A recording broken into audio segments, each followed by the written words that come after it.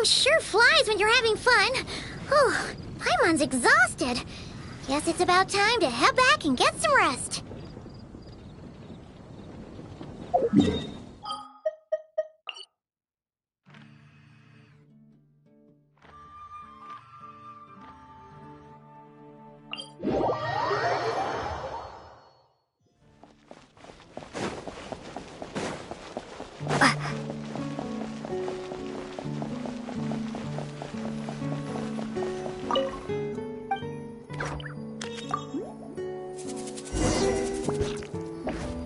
Morning, traveler. Morning, Paimon. Thought I'd come over and say hi, puffer, floaters, and all. Morning, Mualani. How are you so full of energy? Weren't you the one partying the hardest last night? That was last night. I got a good night's sleep, and now I'm good as new. Here, take this. It's your prize for completing the album. I picked yours up, too, to save you the trip. Wow! Thanks, Mualani. That was so nice. When it comes to helping people, a good guide always thinks one step ahead, right? Oh, and speaking of work, I guess our vacation's almost over, huh? Probably for the best. If I don't head back soon, I'm worried my little doggy won't even remember me. And after talking to the others, it seems like everyone is just about ready to get back. Some are missing their families. Others are going through dandelion wine withdrawal, I guess. Even Chaska seems to be feeling it. Not that she'd ever admit it, but I have noticed her gazing back towards the Flower Feather clan at night. But summer's not over yet, so I say, we squeeze a few more unforgettable moments into the time we've got left. Like another group photo. Hey, how about taking one right here? After all this time, Paimon's grown kind of attached to this place. Great idea! Why don't you spruce up this wall, and I'll go gather the others. See you over at the plaza!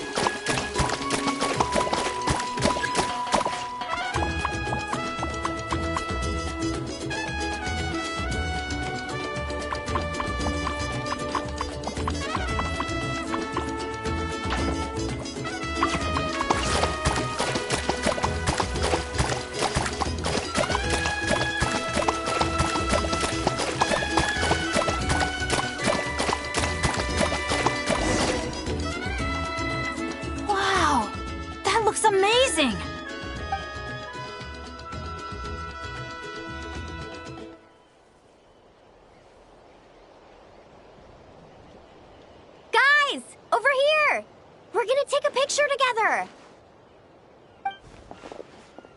Oh, not bad, not bad.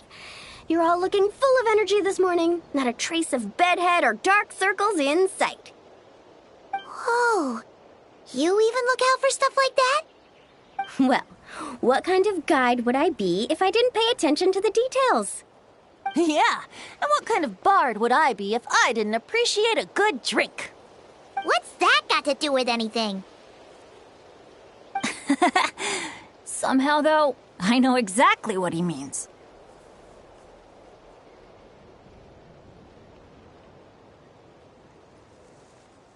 Do you really think that? Or are you just playing along to keep tone-deaf Bard happy, too? I see no harm in a bit of nonsense. Here, put on this Asha headband. It's a souvenir from the rest of us.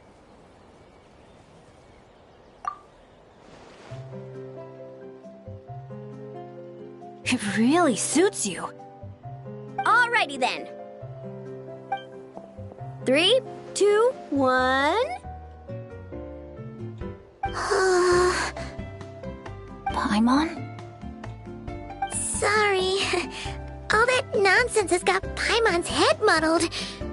Her mind's gone completely blank. Don't want it all to end, huh? Are you worried once you say those words, the vacation will officially be over? How the... Paimon thought peacemakers couldn't read people's minds. Oh, Paimon. Don't worry, Paimon. Summer's sure to come again.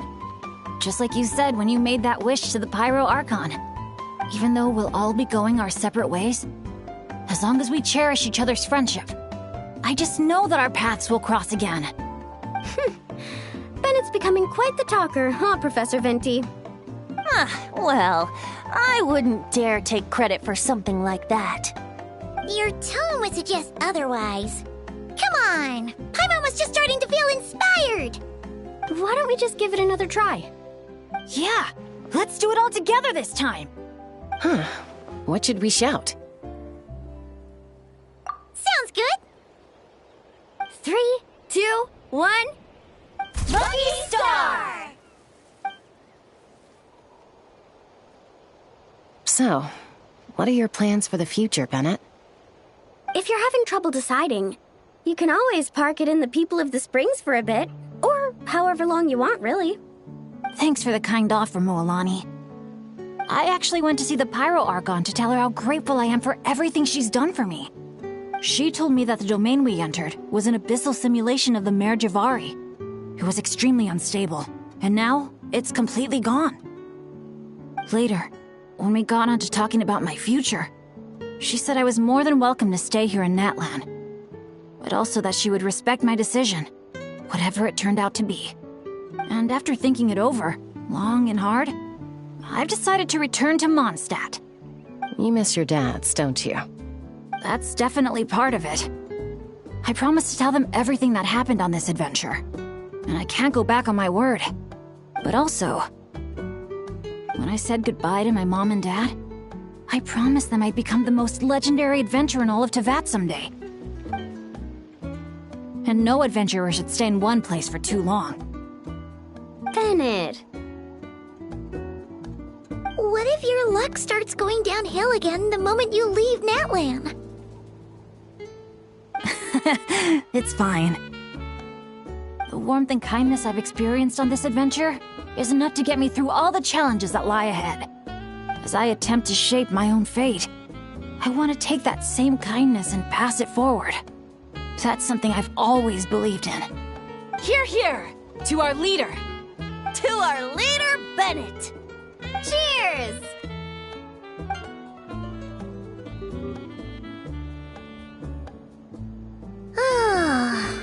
This is gonna be another all-nighter, isn't it? The fun never stops! Who's up to perform next? Bennett's almost fallen asleep several times now. No. I can still keep going. Go get some rest now, guys. And seeing as you've still got the energy, I'll leave the cleanup to you, Mualani. Huh? Why me? Traveler, perhaps you could join me for a walk? I know a great spot.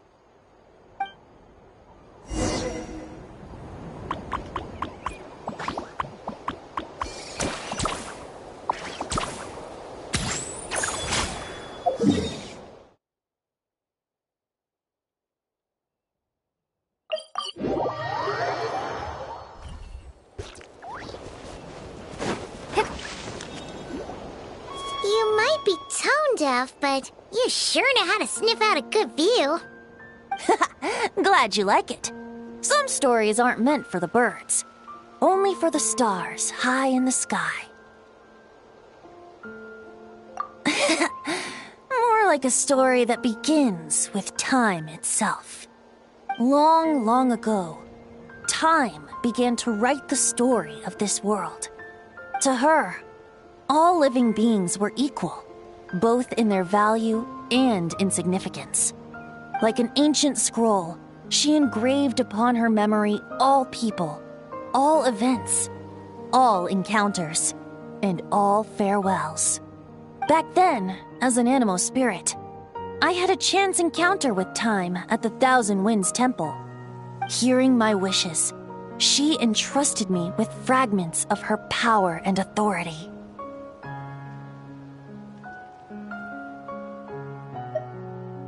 Sounds like you've heard the story of time and the wind before. Charming, isn't it? Through the memories engraved in rituals, poems, ruins, and ancient texts, the same beings she considered so insignificant have met her, time and time again. So, this is the story you wanted to share? More like the prologue. The corruption of the Mare Javari is tied to time itself. To put it another way, it is a calamity present in every moment that will ever be. Unlike time herself, I have always cherished many wishes in my heart.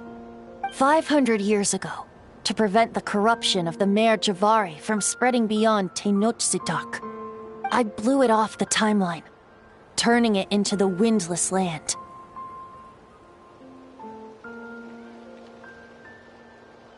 Oops, seems like I may have confused you.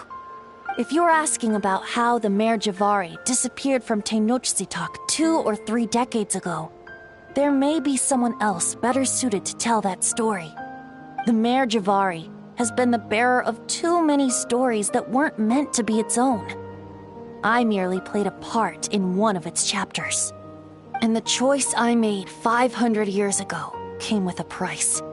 Some souls were unable to return to Mondstadt as a result, while others stayed to settle in this land, merging with the Monitu to become the Asha we see today.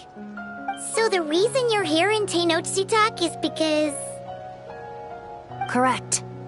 I'm here to collaborate with the current Pyro Archon, Mawika.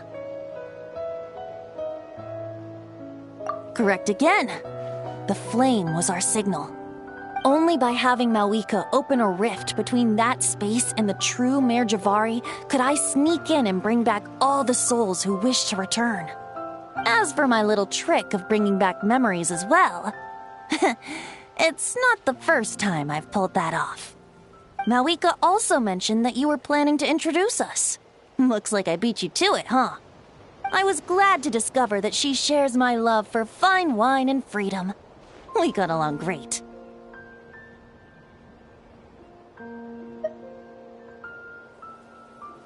Well, it really took it out of me for a few days. In fact, I still feel pretty dead on my feet even now. Oh, really? But thinking of all the Aether mead and dandelion wine still left to drink, I suppose I can hang in there a little longer. You don't look that tired to Paimon. So, don't think you can just pull out that little excuse and we'll suddenly foot all your bills. Oh, how you wound me, Paimon. You'll hook me up with some good liquor, won't you, Traveler?